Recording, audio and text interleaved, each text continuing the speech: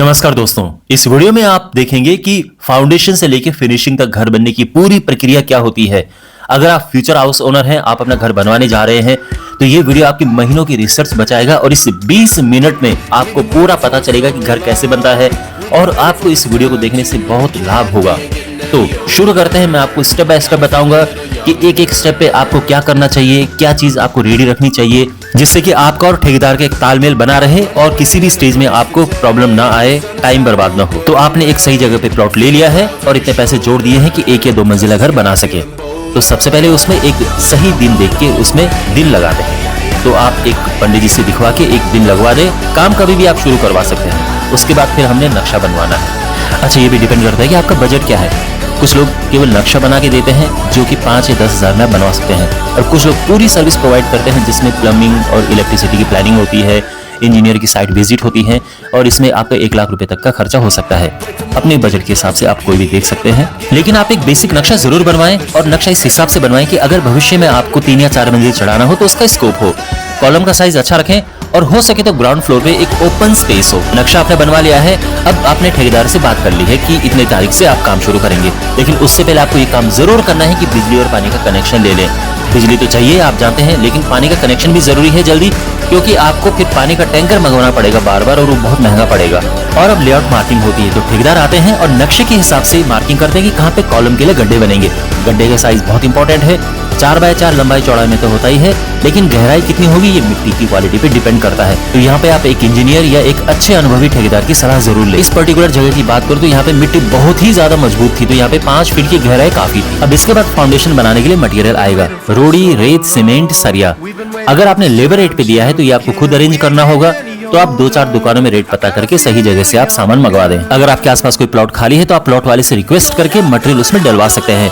इससे आप एक साथ पूरा डंपर मंगा सकते हैं, क्योंकि छोटी छोटी ट्रॉली मंगाने से महंगा पड़ता है मटेरियल। और अब कॉलम के लिए सरिया बंधेंगी। मैं फिर से कह रहा हूँ, कॉलम का साइज अच्छा रखना, इसमें 16 mm की भी सरिया यूज करना। और अब यहाँ पे वो स्टेज आती है जहाँ पे आपको सबसे ज्यादा ध्यान देना है, क्योंकि सबसे ज्यादा गड़बड़ी यहीं पर होती है। जिस समय कॉलम के लिए सरिया खड़ी की जा रही है, आपने ये देखना है कि ये प्रॉपर अलाइनमेंट में है कि नहीं है, सीध में है कि नहीं है, क्योंकि अगर कोई कॉलम सही लाइन में नहीं है तो ठेकेदार क्या करेंगे कि सरिया मोड़ मार कर उसको सीधा कर देंगे और उसके ऊपर कंक्रीट चढ़ा देंगे, आपको पता भी नहीं चलेगा। तो इसलिए इस दौरान एक तरह से आप उनके सर पर बैठे रहना, बार बार चेक करते रहना ये सब। और अब फुटिंग के लिए कंक्रीट बनता है। यहाँ पे भी एक और प्रॉब्लम, जो साइंटिफिक रेशियो है, जो इंजीनियर लोग रेशियो कहते हैं, वो है कि आप 1 पोर्शन सीमेंट में 1.5 पोर्शन रेत मिलाओ और 3 पोर्शन उसमें रोड़ी होनी चाहिए। यानी अगर हम 1 कट्टा सीमेंट की बात करें तो इसमें लगभग 5 तसले रेत और 10 तसले रोड़ी होनी चाहिए। लेकिन ठेकेदार लोग 1 कट्टा सीमेंट में 7 तसले रेत और 8 तसला रोड़ी डालते हैं, और अगर आप उन्हें ये समझाओ तो वो बुरा मान जाते हैं। वो कहते हैं कि हम 20 साल से मकान बना रहे हैं, तुम हमें सिखा रहे हो।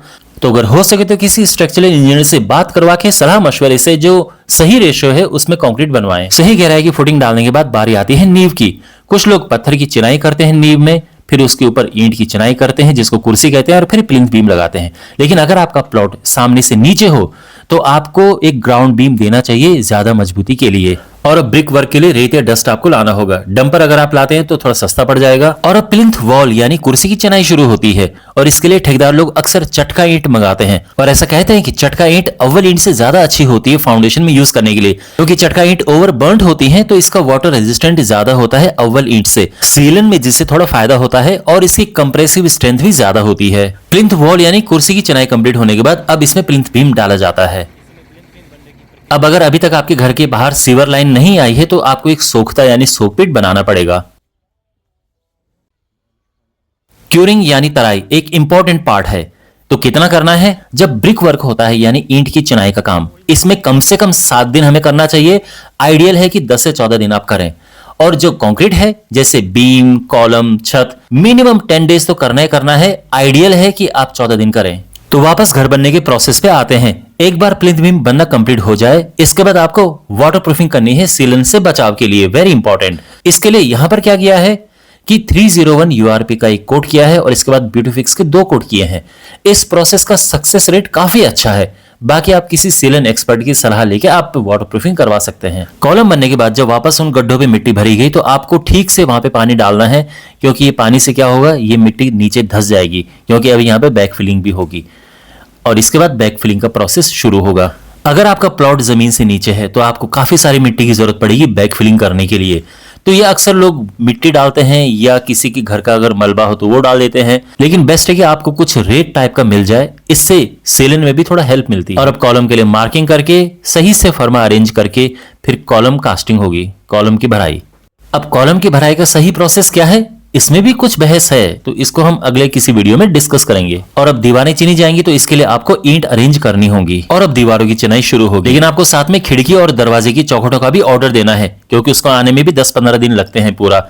क्योंकि अगर आपकी कुछ बाहर की दीवारें ऐसी जिसमें चौखट नहीं लगेगी तो वो तो पूरी चीनी जाएंगी, लेकिन फिर ऐसी दीवारें आएंगी जिसमें दरवाजे या खिड़की हैं, तो आपको उसके लिए चौखट चाहिए। अब मैं आपको इसलिए बोल रहा हूं क्योंकि इस घर के मालिक ने चौखट टाइम पे तैयार नहीं की थी, तो इसलिए फिर सीधे ही उन्होंने लेंटर की तैयारी कर दी। तो अब यहाँ पर लेंटर डाला जाएगा पहले और बाद में फिर इसके ऊपर चिनाई होगी और फिर लास्ट में नंबर आएगा नीचे वाली चिनाई का। अच्छा, यहाँ पे मैं आपको एक एडवाइस देता हूँ, अगर आपका 2 मंजिला मकान बन रहा है तो आप अपने ठेकेदार को कहना कि पहली मंजिल पर पहली छत पर ढाल ना दें, इससे आपके टाइल लगाने के दौरान बहुत सारे पैसे बचेंगे। जब छत पे सरिया का जाल बांधा जाए उसके बाद इन पे कवर ब्लॉक लगाना बिल्कुल ना भूलें। ठेकेदार लोग कवर ब्लॉक नहीं लगाते हैं, लेकिन आपने ध्यान रखना है इस बात का कि कवर ब्लॉक जरूर लगे। और इसके बाद आपको मटेरियल मंगाना होगा, रेत, रोड़ी, सीमेंट, सरिया, और वहां लेंटर डालने से पहले बिजली के पाइप डाले जाएंगे, तो एक अच्छे इलेक्ट्रिशियन का अरेंजमेंट करके रखें।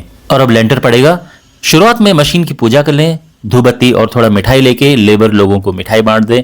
जिस दिन लेंटर पड़ता है अगर आप मालिक हैं तो एक बहुत अच्छी फीलिंग आती है कि आपका अपना घर बनने जा रहा है, एक छत पड़ गई है तो अच्छा महसूस होता है। उससे पहले आप बोलते हैं कि मैं प्लॉट में जा रहा हूं, मैं साइड पे जा रहा हूं, लेकिन एक बार लेंटर पड़ जाए तो एक घर की फीलिंग आने लगती है। आसपास आपको कोई रिश्तेदार है, कोई शुभ चिंतक है जो आपके लिए अच्छी भावनाएं रखता है, आप उनको बुला सकते हैं, एक छोटा सा सेलिब्रेशन टाइप का आप कर सकते हैं।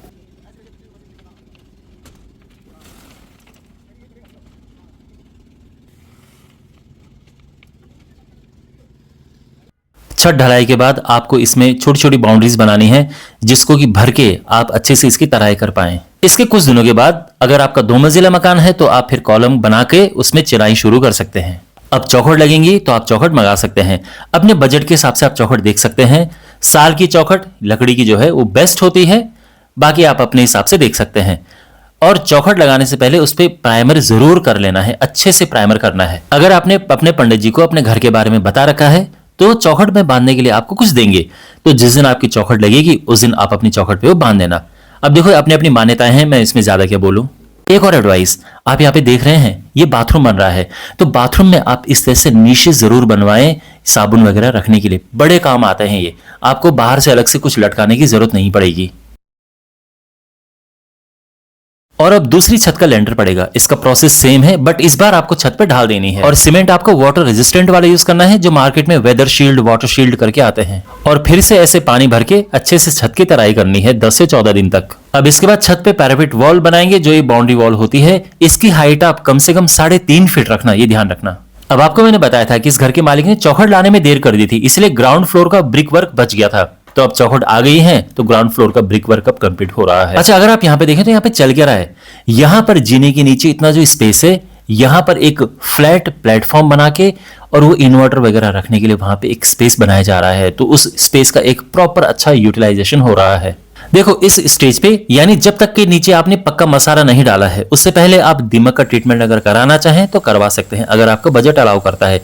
वैसे इतना भी महंगा नहीं है, 100 गज का अगर आपका मकान है तो 25-30 हजार रुपए का खर्चा आएगा। इसमें ये लोग दीवार के दोनों तरफ ऐसे खुदाई करके पाइप डाल देते हैं, और ये पोरस पाइप होते हैं और 2-3 जगह से इनलेट्स बने होते हैं, तो उसमें दवाई डालते हैं, दवाई यहाँ से पाइप से होके आती है और मिट्टी में मिक्स हो जाती है और इस तरह से दीमक से बचाव होता है। लेकिन ध्यान रखना, दवाई अभी नहीं डालेंगे, दवाई तब डालते हैं जब टाइल वगैरह का काम पूरा कंप्लीट हो जाता है, अभी केवल पाइप्स डालते हैं। फिर फर्श की मिट्टी को अच्छे से कॉम्पैक्ट करने के बाद उस पर मसाला डालते हैं, जिसको कच्चा करना भी कहते हैं, और अब बाहर से प्लास्टर कर सकते हैं। ध्यान रखना, अभी अंदर प्लास्टर नहीं करेंगे क्योंकि बिजली और पानी के पाइप के लिए दीवारों में भी झिरियां काटी जाएंगी, और अगर अचानक से बारिश आ जाए तो आप इस तरह से व्यवस्था कर सकते हैं।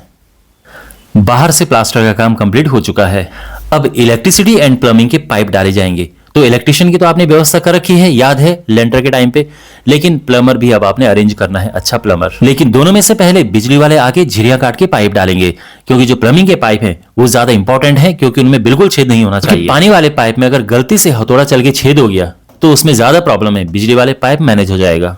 अब एक इंपॉर्टेंट बात, अंदर प्लास्टर होने से पहले जहां जहां पे पानी और बिजली के पाइप डले हैं आप फोटो ले लें, क्योंकि इन फ्यूचर अगर कभी आपको ड्रिल करना पड़ जाए तो आपको एग्जैक्टली पता रहे कि कहां पे पानी और बिजली के पाइप हैं और उनमें छेद न हो।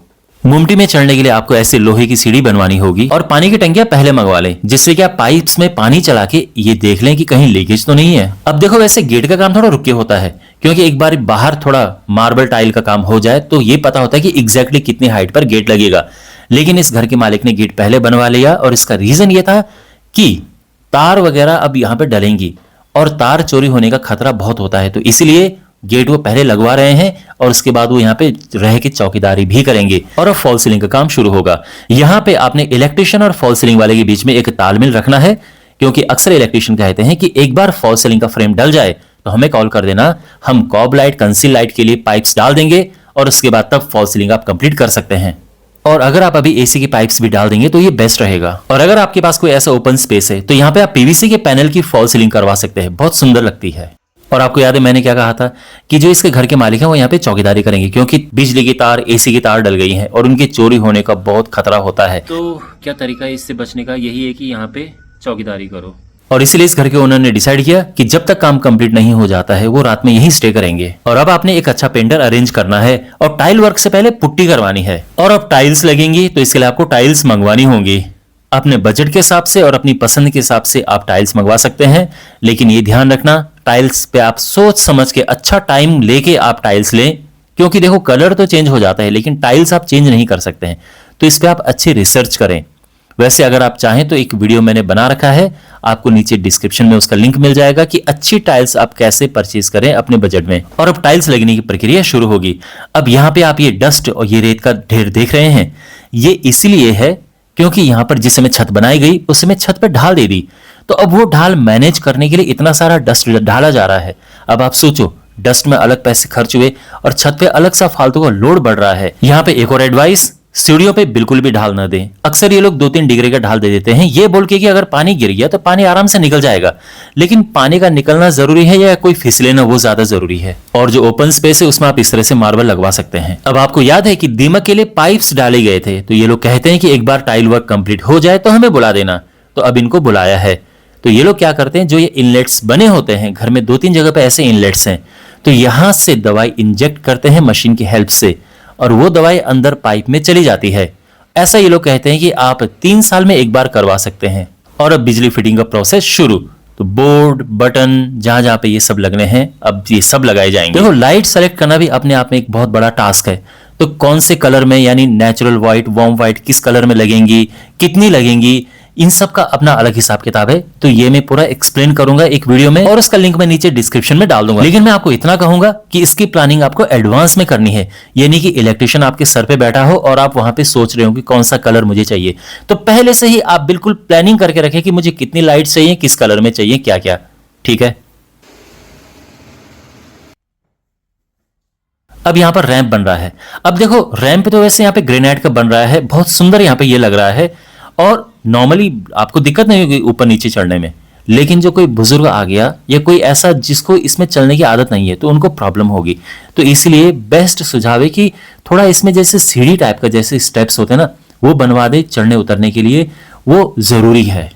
देखो अगर आपका 2 मंजिला मकान है और आपकी एक ही मेन किचन है किसी एक फ्लोर पे, तो दूसरे फ्लोर पे आप ये जरूर करना कि एक छोटी सी इतनी किचन हो कि वहां पे चाय वगैरह बना सके, ये बहुत काम आती है। खैर मेन टॉपिक यहाँ पर यह है कि किचन आप कैसे बनवाएं, कारपेंटर मेड किचन बनवाएं या मॉड्यूलर किचन बनवाएं। देखो अगर आपका बजट एकदम खुला है, कोई प्रॉब्लम नहीं है, तो मॉड्यूलर किचन में आप जा सकते हैं। लेकिन अगर आपको कोई अच्छा कारपेंटर मिल गया तो आप एक अच्छी रिसर्च करके आप कारपेंटर मेड किचन बनवाएंगे तो आपका आधे से ज्यादा पैसा बचेगा। इस घर में कारपेंटर मेड किचन बने, देखो कितनी सुंदर किचन बनी है ये, इसमें आप कोई कमी नहीं निकाल सकते हो। और किचन के काम से इंप्रेस होकर ओनर ने उन्हें कबर्ड बनाने का भी कॉन्टेक्ट दिया और 2 कबर्ड बनाई हैं, एक स्लाइडिंग डोर वाली, एक पल्ले वाली, दोनों ही बेहतरीन बनी हैं। और अब पेंट और पॉलिश का प्रोसेस शुरू होता है। देखो अपने बजट और अपनी पसंद के हिसाब से कोई भी कलर आप चूज कर सकते हैं, लेकिन मैं आपको कुछ एडवाइस दूंगा। पहली बात तो यह है कि कभी भी फोटो देख के कलर सेलेक्ट न करें। 90% चांस ये है कि फोटो में आपको जो कलर अच्छा दिखेगा वो एक्चुअल में बिल्कुल भी अच्छा नहीं होगा। तो सिंपल रूल याद रखें कि रूम के अंदर का कलर आप व्हाइट या व्हाइट का कोई शेड कराएं, इससे रूम्स खुले खुले बड़े बड़े दिखते हैं, रोशनी भी रूम में अच्छी दिखती है और रूम लग्जरी दिखता है। फॉल सीलिंग का डिजाइन बिल्कुल सिंपल रखना और इस तरह से आप कलर करवा सकते हैं। जहां तक दरवाजे और खिड़कियों की बात है तो ये लकड़ी में भी बनते हैं, बोर्ड में भी और पीवीसी में भी बनते हैं। अभी आपके बजट के ऊपर है कि आप क्या अप्रोच लेके चलते हैं, लेकिन लोग अक्सर मिक्स्ड अप्रोच लेके चलते हैं कि जो घर का मेन डोर है, खिड़कियां है, ये सागवान में रखते हैं, बेडरूम वगैरह के डोर्स बोर्ड में बनाते हैं और बाथरूम के डोर पीवीसी में बना देते हैं। बाकी आप अपने हिसाब से देख सकते हैं। और अब नेक्स्ट स्टेप, दरवाजे और खिड़कियों पे पेंट या पॉलिश करना। देखो, आप पेंट करते हैं या पॉलिश करते हैं, ये टोटली आपके बजट के ऊपर है, क्योंकि दोनों के खर्चे में बहुत ही ज्यादा अंतर है। पॉलिश करना बहुत महंगा पड़ता है अगर आप अच्छी क्वालिटी की पॉलिश करें, लेकिन इसका रिजल्ट बहुत ही ज्यादा अमेजिंग आता है। अब जो इस घर के ओनर हैं, उन्होंने पॉलिश करवानी थी, लेकिन जो प्रोफेशनल पॉलिश करने वाले हैं वो बहुत ही ज्यादा पैसे मांग रहे थे, वो अफोर्ड नहीं कर सकते थे। तो इन्होंने एक अमेजिंग काम किया। पहले इन्होंने खुद पूरा प्रोसेस सीखा कि कैसे कहां पे एपॉक्सी लगती है, कितने नंबर की घिसाई करनी चाहिए, क्या पूरा प्रोसेस सीखा। इसके बाद जो पेंटर थे उन्हीं को कहा कि तुम पॉलिश करो। 500 रुपए रोज के किराए पे एक स्प्रे मशीन ली और खुद ही पूरा पॉलिश किया, और क्या शानदार रिजल्ट आया। लेकिन रिस्क भी बहुत बड़ा था, अगर गड़बड़ हो जाती तो लाखों रुपए बर्बाद हो जाते। और अब आप नल वगैरह लगवा सकते हैं।